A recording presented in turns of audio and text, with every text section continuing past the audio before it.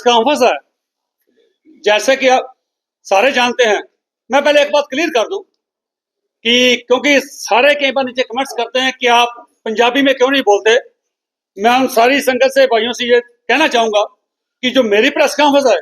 ये सारी आई कश्मीरी पंडित समाज को एड्रेस करनी है, इसलिए शायद वो कहें कि हमेशा जो आप बोले हमें समझ नहीं आई, इसलिए उनको कोई एक्सक्यूज नहीं देना चाहता, इसलिए मैं ये हिंदी में प्रेस कॉन्फ्रेंस एड्रेस करूंगा। आज सब जानते हैं कि वर्ल्ड वाइड गुरु तेग बहादुर साहब का 350वां शहीदी शताब्दी समारोह मनाया जा रहा है। इसमें जहां सरकारें भी मना रही हैं अपने अपने लेवल पे, वहां श्रोमणी गुरुद्वारा प्रबंधक committee, Delhi committee, Haryana committee और वर्ल्ड वाइड जहां जहां सिख नाम लेवा है, गुरु नानक नाम लेवा, वो वहां पर इस शताब्दी को मना रहे हैं। और जम्मू कश्मीर में भी 2 नगर कीर्तन इस उपलक्ष्य में निकाले जा रहे हैं। एक छठी पातशाही श्रीनगर से जो 19 तारीख को निकलेगा वो पंजाब गवर्नमेंट की तरफ से है, और एक 15 तारीख को जो गुरुद्वारा मटन साहब से निकल रहा है वो श्रोमणी गुरुद्वारा प्रबंधक कमेटी की तरफ से और डिस्ट्रिक्ट कमेटियों के सहयोग से निकाला जा रहा है। और जो हम पिछले काफी दिनों से स्टेटमेंट देखते आ रहे हैं, जो हमारा कश्मीरी समाज है उन्होंने भी कहा कि हम भी बढ़ चढ़ कर इसमें हिस्सा लेंगे,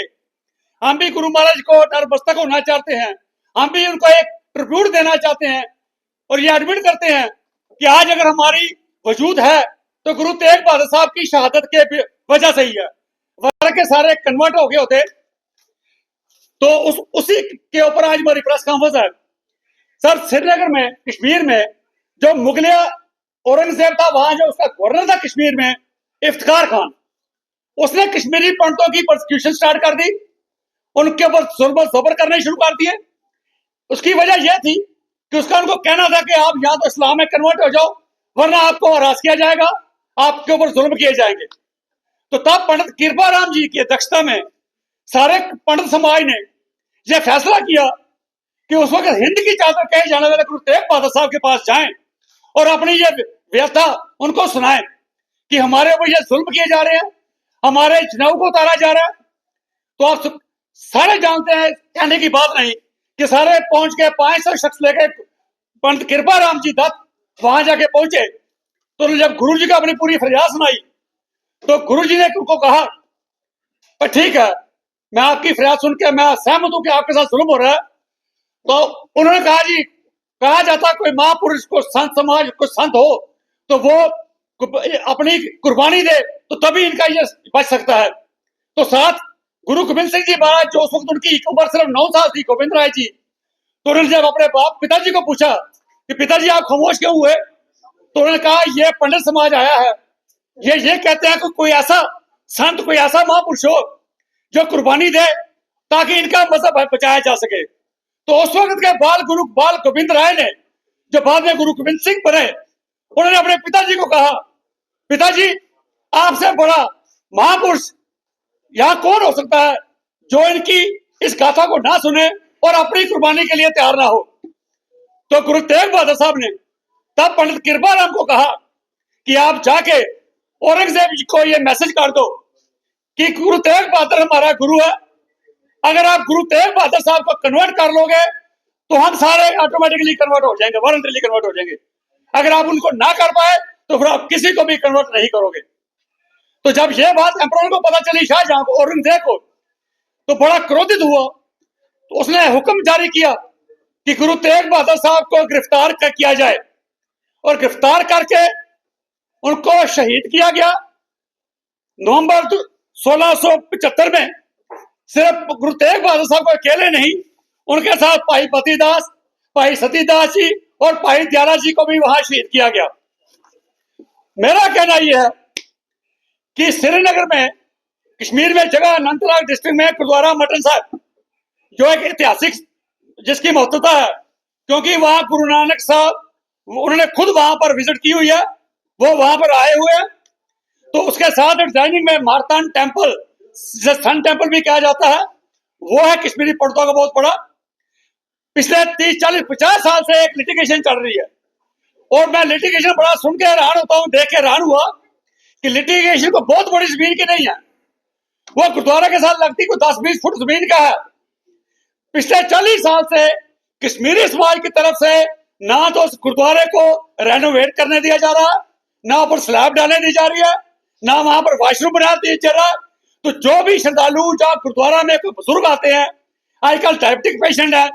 थोड़ी थोड़ी देर के बाद वॉशरूम जाना पड़ता है, वहां पर उनको वॉशरूम नहीं बनाया दिया जा रहा। और मैं आज जो कश्मीरी सोसाइटी हमारी पंडित समाज अलग अलग जथेबंदियां जो इनकी है, पन्नू कश्मीर है, ऑल इंडिया कश्मीरी समाज है, कश्मीरी पंडित संघर्ष समिति है, ऑल जैन all state Kashmiri Pandit conference है, और इसके अलावा और भी बहुत सी संस्थाएं हैं। और खास करके हमारी फिल्म इंडस्ट्री से प्रीति सप्रू जी जो पंजाबी हैं, उन्हें भी कोशिश की गई। मैं अपने सारे कश्मीरी बंधुओं से ये कहना चाहूंगा, अगर आप सचमुच में ये मानते हैं कि गुरु महाराज ने आपके ऊपर बहुत बड़ा एहसान किया हुआ, आज आपकी एग्जिस्टेंस ही, अगर गुरु तेग बहादुर साहब शहादत ना देते तो आज आपका वजूद ही ना होता। तो इसलिए अगर आप मानते हो, सिर्फ बातों से नहीं, अगर आप मानते हो, आप उनको सच्ची श्रद्धांजलि देना चाहते हो, तो मैं आपको आज बात आपको टेस्ट चेक में डालता हूं। 25 तारीख को गुरु तेग बहादुर साहब का ये शहीदी दिन मनाया जाएगा। अगर आप में थोड़ी सी भी ये समझ दो कि हम उनका कर्जा तो नहीं उतार सकते, लेकिन अगर तुच्छ मात्र भी उनको सच्ची श्रद्धांजलि देना चाहते हो, हम आपको मौका देते हैं कि सारे बैठ के 25 तारीख से पहले पहले ये अनाउंस कर दीजिए मीडिया में आके कि बिल्कुल जो गुरु महाराज ने किया उसका हम एहसान का बदला नहीं मुका सकते, लेकिन चलो कुछ गज जमीन तो दे सकते हैं। क्योंकि मैं एक बात क्लियर करूं, दुनिया में कहीं भी ऐसी मिसाल नहीं मिलती। आपने धन दौलत को कुर्बान करते हुए देखा होगा, धन दौलत दान करते हुए लोगों को देखा होगा, लेकिन किसी और के लिए, किसी दूसरे के मजहब को बचाने के लिए अपनी शहादत देने वाले दुनिया में एक ही एक और गुरु तेग बहादुर साहब है। यही बस नहीं, हमारे गुरु साहबान ने, पहले गुरु साहबान ने ही जनेऊ डालने से इनकार कर दिया था। लेकिन कितनी विचित्र बात है, खुद जनेऊ नहीं डाला, लेकिन उन्होंने कहा कि अगर मैं नहीं डालता इसका मतलब ये नहीं कि जो जनेऊ डालते हैं उनका जनेऊ मैं उतरने भी नहीं दूंगा। उसी को मद्देनजर रखते हुए उन्होंने जनेऊ की खातर, कश्मीरी पंडितों की खातर, उनकी फोर्सेबल कन्वर्शन के खातर अपनी शहादत देके आज उनकी एग्जिस्टेंस को याद रखा। सो मैं सारे कश्मीरी पंडित समाज को कहना चाहता हूं, अगर आप ये नहीं कर पाए तो हमें ये कहने में मजबूर हो जाएंगे कि आपकी करनी और आपकी कथनी में बहुत बड़ा फर्क है,